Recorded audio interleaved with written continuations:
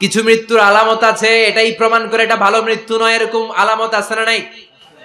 এক নম্বরে হলো আল ইন্তেহার, আত্মহত্যার মৃত্যু। সমাজে আছে না নাই? উখিয়াতে তো নাই না? এদিকেও মরে, কি জন্য? কেন মরে? হ্যাঁ, বয়ফ্রেন্ড গালি দিছে এজন্য? হ্যাঁ, মান ক্বাতালা নাফসাহু বিশাইইন উযযিবা বিহি ইয়াউমাল কিয়ামাহ। যে জিনিস দিয়ে যে যাকে মেরেছে, আত্মহত্যা করেছে, সুইসাইড করেছে, কিয়ামতের দিন ওই জিনিস দিয়ে সে তাকে মারবে, এটাই হবে তার শাস্তি। ওড়না পেঁচিয়ে যারা আত্মহত্যা করলো ওর শাস্তি ওড়না পেঁচানো। বিষ খেয়ে যারা মারা গেল তার শাস্তি জাহান্নামের বিষ খাবে আর চিৎকার করবে। ছুরি ঢুকিয়ে যারা মারা গেল জাহান্নামের আগুনে ঝলসানো ছুরি শুধু ঢুকাবে। আল্লাহ আত্মহত্যা থেকে বাংলাদেশে বাঁচাও, আমাদের ছেলে মেয়েগুলারে বাঁচাও। চিৎকার দিয়ে বলেন আমিন। আত-তাআক্কুদ ফিল লিসান ফিলা ইলাহা ইল্লাল্লাহ। আজীবন কালেমা পড়ে নাই, আজীবন কালেমারে বাস দিয়েছে, এখন মরার সময় সবাই কয় কলমা পড়েন, কলমা পড়েন। এখন পড়তে চায় মাগার মুখ দিয়া বাইর হয় না। আছে না নাই? এরকম ডাকায় দুখিয়াতে নাই? কলমা পড়তে পারে না, আটকায় যায়, মরে গেছে। এই মৃত্যুটা কি ভালো? কথা বলে ফি হালাতি শুরব, অনেকে মদ খাইতে খাইতে মরে। আছে না নাই?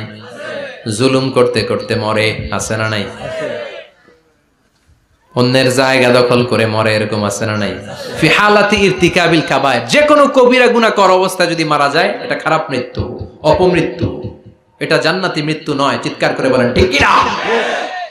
এরপর ফি সাখাতিল ওয়ালিদাইন, বিশ্বনবী বললেন কোন ছেলে যদি মারা যায় এমন অবস্থায় মা বাবা তার উপর রাগান্বিত, এটা ভালো মৃত্যু? কথা বলেন। গোটা পৃথিবীর বুকে মায়ের চেয়ে আপন কেউ আছে নাকি? এই মায়ের মনে কষ্ট দিয়ে ওই অবস্থায় যদি মারা যায় এই মৃত্যুটা অনেক খারাপ। চিল্লায় বলেন ঠিক কিনা? এজন্য মায়ের সাথে খারাপ আচরণ করবেন নাকি? কথা বলেন। যার মা নাই সে জানে মা না থাকার কি জ্বালা, ঠিক কিনা? যখন রাত্রি নিঝুম এই চোখে ঘুম, একলা শুধু ঘরে তোমায় মনে পড়ে মাগো, তোমায় মনে পড়ে। যখন রাত্রি নিঝুম এই চোখে ঘুম, একলা শুধু ঘরে তোমায় মনে পড়ে মাগো, তোমায় মনে পড়ে। এজন্য মায়ের দোয়া সবচেয়ে বড় দোয়া। মা রেগে আছে, মা বদদোয়া দিয়েছে, বাবা বদদোয়া দিয়েছে, বাবা আপনার উপর অসন্তুষ্ট, ওই অবস্থায় ছেলে মরলে এটা কি ভালো মৃত্যু? এরপরে স্বামী যদি নাখোশ থাকে স্ত্রীর উপর, স্বামী যদি স্ত্রীর উপর রেগে থাকে, অসন্তুষ্ট থাকে, ওই অবস্থায় স্ত্রী যদি মারা যায় এটাও খারাপ মৃত্যু। চিল্লায় বলেন এটাও খারাপ মৃত্যু। এরপরে লাউ ফারিহাল মুসলিমুনা বিমাউতি, কোন লোক মারা গেলে যদি এলাকার মুসলমানরা খুশি হয় এটা কি ভালো মৃত্যু নাকি? কোন লোক মারা গেলে এলাকার মুসলমানরা যদি আল্লাহর শুকরিয়া করে এটা কি ভালো মৃত্যু নাকি? আমরা কি ভালো মৃত্যু চাই নাকি খারাপ? আমরা শাহাদাতি মৃত্যু চাই, ঈমানের মৃত্যু চাই। পড়েন আমিন।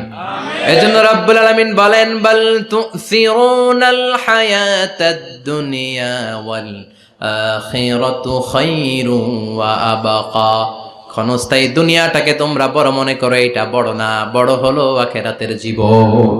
এজন্য আখিরাতের জীবনের জন্য প্রস্তুতি দরকার আছে না নাই? মরণ হচ্ছে সবচেয়ে বড় প্রস্তুতি, মরণের চিন্তা। মান কানা ওয়াইদান ফাল মাউতু ইয়াকফি, যে নিজেকে সোজা করতে চায় মৃত্যুর চিন্তাই তার জন্য যথেষ্ট। আজকের এই আলোচনার পরেও কি আমাদের টনক নড়বে না? আজকের এই কথাগুলোর পরেও কি মৃত্যু নিয়ে আমরা ভাববো না?